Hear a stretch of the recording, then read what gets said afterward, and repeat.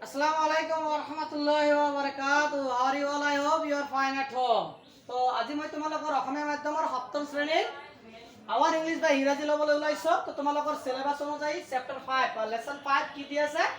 Revision test দি আছে। Revision test মানে বিভিন্ন ধৰণৰ গ্ৰামাৰ কিবা কিবি দি আছে। সেইটো আমি থুলমূলকৈ অলপ আলোচনা কৰিবলৈ চেষ্টা কৰিম। তো এক নম্বৰটো চাও তোমালোকে কি দি আছে। এক নম্বৰটো কি দি আছে? মই এটা তোমালোকক দেখাই আছো, লিখাত যেটো সময় নাই। Underline all nouns in the following sentence and write whatever they are proper noun, common noun, abstract noun, material noun or collective noun. মানে তোমালোকৰ যে যেনেকা এক নম্বৰৰ এক কি দি আছে, আশা ইজ এ ব্রেভ গার্ল, হয় না? আশা ইজ এ ব্রেভ গার্ল, এই যে এটা দিয়া আছে। তো ইয়াৰ মাজত নাউন কোনটো কোনটো শব্দ নাউন হ'ব, কথাটো বুজি পাইছা নহয়? কোনটো কোনটো শব্দ নাউন হ'ব আৰু কি নাউন হ'ব? যেনেকা আশা এটো নাউন হ'ব, গার্ল এটো নাউন, আশা এটো কমন নাউন, হয় না? কমন নাউন হ'ব, গার্লস কি নাউন হ'ব? এনেকুৱা কৰি যেনেকা দুই নম্বৰটো দিয়া আছে কি, dogs R faithful animals, dogs R faithful animals, animals. So dogs এটা হেৰি হ'ব কি কয় মানে নাউন, অ্যানিমালস এটা নাউন, হয় নহয়? আন্ডারলাইন কৰিব লাগিব। তো এইবিলাক ডগস কমন নাউন হ'ব, আলটিমেটলি অ্যানিমালস চাগে এবস্ট্রাক্ট নাউন হ'ব, হয় নহয়? তো এনেকুৱা কৰি যেনেকা কোনোবা বস্তুৰ কথা ক'লা হেইটো যেনেকা কি হ'ব তোমাৰ ম্যাটেৰিয়েল নাউন হ'ব। তো কমন নাউন, এবস্ট্ৰাক্ট নাউন এইবিলাকৰ কালেক্টিভ নাউন। এই বস্তুবিলাক তোমালোকৰ জানিব লাগিব বা এইবিলাক সূত্ৰ বা ডেফিনেশনটো যদি মুখস্থ কৰিবা তেতিয়া কিন্তু উত্তৰা সোনকালে পাই যাব। তো বিশেষকৈ এটা আন্ডাৰলাইন কৰা যিবিলাক আছে, আন্ডাৰলাইন কেনে কৰিব লাগে এইখিনি আহাৰ সম্ভাৱনা বেছি আছে, যেহেতু গ্ৰামাৰত মাৰ্ক কম থাকিব, বুজি পাইছা নহয়? তো নেক্সটত 1 নম্বৰৰ এইখিনি তোমালোকে বাকিবিলাক আন্ডাৰলাইন কৰিবা। মই তোমালোকক ফটো মাৰি দি দিছো অলৰেডি, এইখিনি তোমালোকে হেৰি কৰিবা। নাম্বাৰ 2 কি দিয়া আছে, fill in the blank with the correct tense from the verbs given in brackets. So correct tense এটো কিন্তু খুব ইম্পর্টেন্ট হয়। কারেক্ট টেন্স একদম স্ট্যান্ড লগে থাকিব, দুটা আহিব 2 মাৰ্কৰ। এতিয়া কথাটো হল কি, যেনেকা এক নাম্বার কি দি আছে, হি generally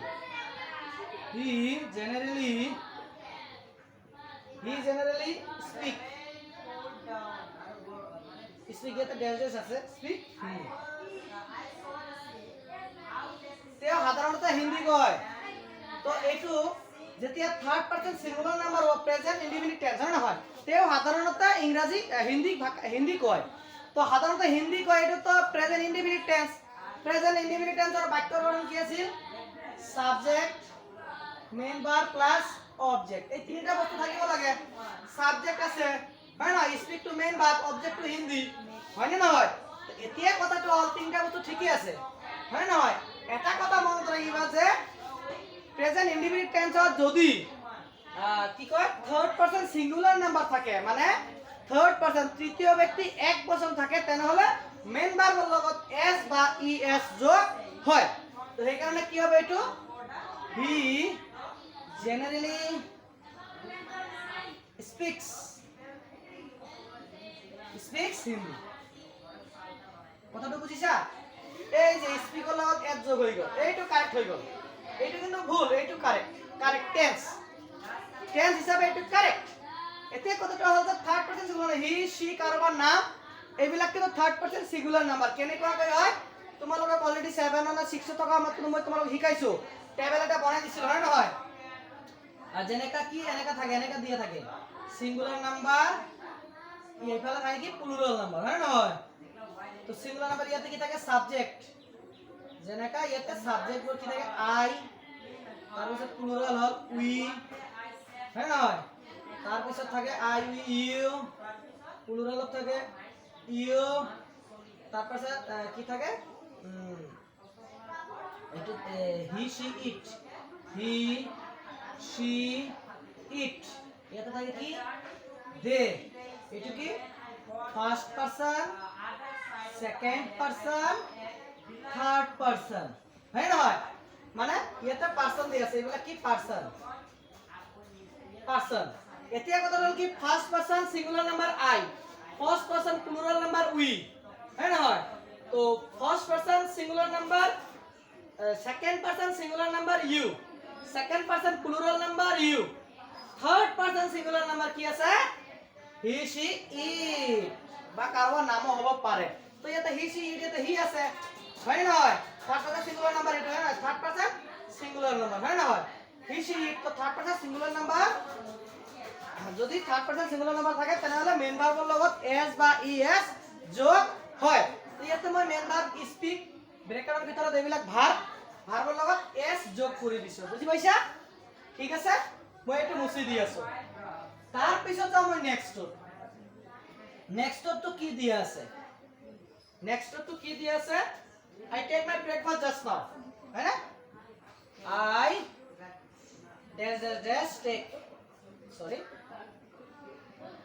take my breakfast just now মই এই মাত্ৰ মই ৰাতিপুৱাৰ জলপান কৰিলো ব্ৰেকফাষ্ট কৰিলো এতিয়া কথাটো হল এতিয়া এই মাত্ৰ কৰিলো এটো কি হ'ব যে তোমালোকক মই অলৰেডি শিকাইছো যে যি ক্ৰিয়া কোনো এটা কাম অলপ সময় চলাৰ পিছত শেষ হোৱা বুজায় কিন্তু তাৰ ফলাফল ৰৈ যায় তাক ইংৰাজীত প্ৰেজেন্ট পাৰফেক্ট টেন্স বোলা হয় হয় নে নহয় যি ক্ৰিয়াই কোনো এটা কাম অলপ সময় চলাৰ পিছত শেষ হোৱা বুজায় কিন্তু তাৰ ফলাফলটো ৰৈ যায় তাক ইংৰাজীত প্ৰেজেন্ট পাৰফেক্ট টেন্স বুলি কোৱা হয় প্ৰেজেন্ট পাৰফেক্ট টেন্সৰ বাক্যৰ গঠন কি কি আছিল তোমালোকে নিশ্চয় জানা subject have has so main verb pp plus object এখিনি আছিল না নহয় এখিনি কিন্তু আছিল তেতিয়া কথা হল সাবজেক্ট এটু এনেকা এই কারণে প্রেজেন্ট পারফেক্ট হ'ব এই যে জাস্ট নাও আছে যে এই মাত্র তার মানে প্রেজেন্ট পারফেক্ট কামটো শেষ হৈ গল হয়তো ব্রেকফাস্ট কৰি ললা কিন্তু হয়তো হাতটা ধোৱা নাই বা টেবিলত বা ডাইনিংত বহি আছে তো জাস্ট নাও এই মাত্র শেষ কৰিলে সেই কাৰণে এটো কি হ'ব যে I have taken my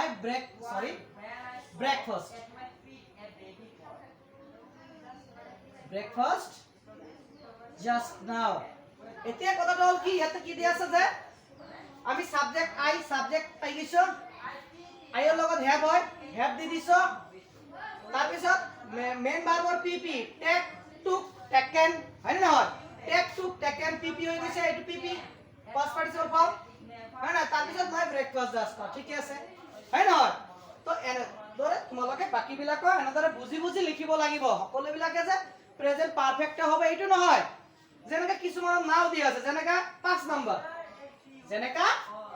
নাম্বাৰটো মই তোমালোকক আকৌ কৈ আছো হয় নহয় তিনিটা টেন্সৰ 12টা ভাগ এইবিলাকৰ মাজতে পৰিব 5 নাম্বাৰটো কি মাই সিস্টাৰ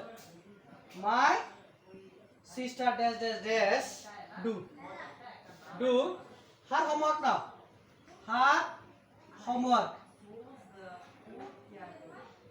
now এতিয়া দেখাই এটা নাও মানে এতিয়া হোমৱৰ্ক কৰি আছে মোৰ ভন্টিয়া বাইদেউ এতিয়া হোমৱৰ্ক কৰি আছে ঘৰৰ কাম কৰি আছে তাৰ মানে কি এতিয়া কৰি আছে মানে ৰানিং চলি আছে প্ৰেজেন্ট কন্টিনিউয়াস টেন্স হয় তো প্রেজেন্ট কন্টিনিউয়াস টেন্সের বাক্যর গঠন কি হ'ব subject plus am oblique is oblique are plus main verb ing plus object এখানে আছে তো এখানে যদি আছে তো সাবজেক্ট কি দিয়া আছে my sister হয় না হয় my sister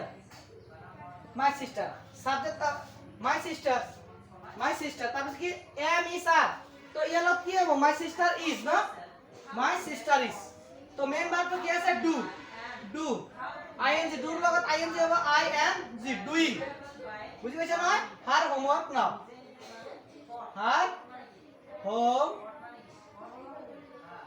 work now এই যে হৈ গল আহি গল না নহয় তো এনেদৰে কিছুমান বস্তু তোমালোকে নিজে বুজিব লাগিব বুজি লিখিব লাগিব বুজি পাইছা নহয় তো আৰু বাকি বহুত আছে ইয়াতে বুজিছা বহুত আছে কাৰেক্ট তাৰ পিছত 3 নম্বৰটো তোমালোকে চোৱা 3 নম্বৰটো অলপ যা হিন্দি মই হা যেহেতু সময় নাই শৰ্টকাট কৰিব লাগিব 3 নম্বৰটো যেনেকা দিয়া আছে কি মানে WH সৰে যিকোনো এটা মানে কোশ্চেন মার্ক শব্দটো বনাব লাগে কি দিছে fill in the blanks with the correct WH question words so number 1 it said dash class do you read তো WH দি বনাব লাগে W আৰু H থাকিব লাগে কি হ'ব which class do you read? তুমি কোনটো ক্লাছত পঢ়া, কোনটো শ্ৰেণীত পঢ়া। তাৰ পিছত আহি গ'ল নাম্বাৰ 2। নাম্বাৰ 2 আহি গ'ল কি, যেনেকৈ ইয়াতে দিয়া আছে ডেছ old are you question mark। তো ইয়াতে WH বনাব লাগে কৈ দিল কি how old are you, হয় নহয়? তো এই যে W না কিন্তু H আছে, হয় নহয়? তো এনেকুৱা কৰি কিন্তু বাকিবিলাকত তোমালোকে নিজে নিজে বনাব লাগিব। কৰবাত হাউ হ'ব, কৰবাত হুইচ হ'ব, কৰবাত হোৱাট হ'ব, কৰবাত হোৱাট ইভাৰ হ'ব পাৰে। তো মুঠতে শব্দটো WH বা H ৰে আৰম্ভ বা W ৰে আৰম্ভ হ'ব। তো ঠিক আছে। তো আজি মই বিশেষ সময় তোমালোকক পৰা নলওঁ, বাকিবিলাক তোমালোকক মই হোৱাটছআপত অলৰেডি মই পঠাই দিছোঁ। তো আজি ইমানতে মই আজিৰ ক্লাছ সামৰণি মাৰিছোঁ। ধন্যবাদ।